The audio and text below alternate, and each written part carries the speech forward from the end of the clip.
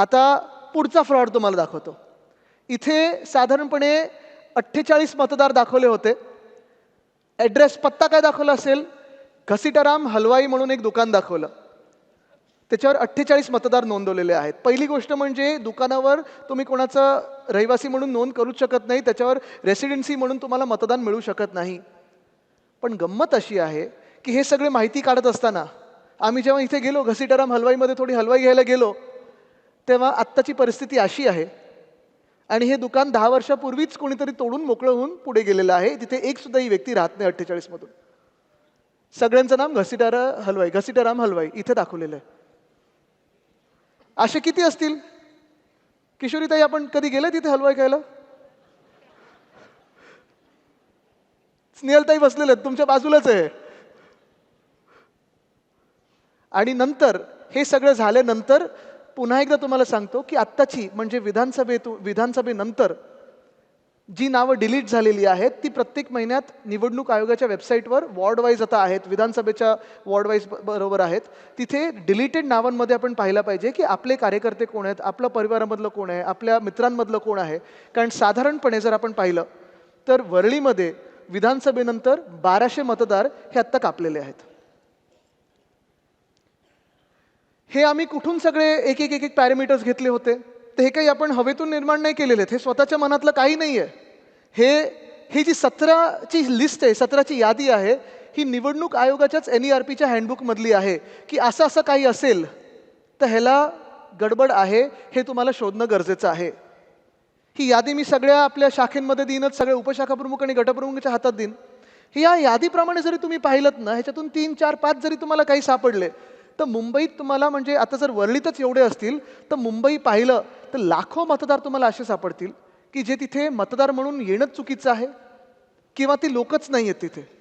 साधारणपणे ह्याच्यात फोटो असेल किंवा नावाचं असेल, हे सगळं आपण पाहणं गरजेचं आहे. म्हणून पुढचा आपला जो होमवर्क आहे मुंबई पुन्हा एकदा जिंकण्यासाठी, कारण तुम्हाला सांगतो ह्याच्यात ही गंमत म्हणून आपण पाहू शकतो.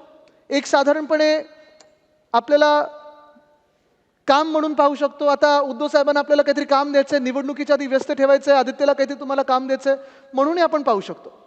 आणि असं जर पाहिलं तर ठीक आहे, व्यस्त ठेवायला खूप काही गोष्टी आहेत, पण ही जी 4-5 गोष्टींची यादी दिलेली आहे, जर खरोखर आपण आत्तापासून, आता दिवाळी झालेली आहे, ह्या पुढच्या दिवसापासून म्हणजे उद्यापासून प्रत्येक शाखेने 1200ची यादी काढली. प्रत्येक आपली जी वोटिंग लिस्ट आहे, गटप्रमुखांनी त्यांची जी यादी असते तेवढीच जर काढली आणि ह्या 5 गोष्टी बघितल्या की मला नावं डुप्लिकेट किती वाटतात, ह्याच्यात डेड मतदार कोण आहेत, मृत मतदार कोण आहेत, पण कदाचित मतदान करायला येतील, म्हणजे बाकी काही ह्यानी नाही, पद्धतीने नाही, ते गद्दारवाले आणतात तसं नाही.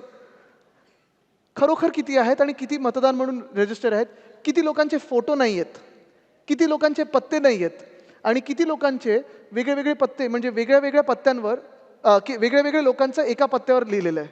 पुन्हा एकदा सांगतो, 10 मतदारांहून अधिक एका पत्त्यावर तुम्हाला दिसला तर तिथे तुम्हाला मार्किंग करायला लागेल आणि खरोखर जाऊन पाहायला लागेल की खरोखर ह्या घरामध्ये 10 लोकांहून जास्ती लोक राहतात का, फोटो नसलेले मतदार किती आहेत, इपिक नसलेले मतदार किती आहेत, डुप्लिकेट इपिक नसलेले मतदार किती आहेत.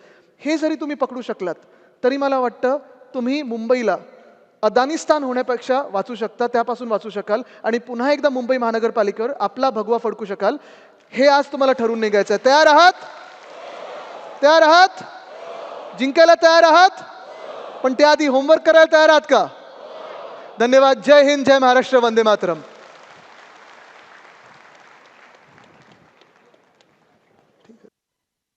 आता isakal.com आहे देशातील नंबर 1 ची मराठी न्यूज वेबसाईट.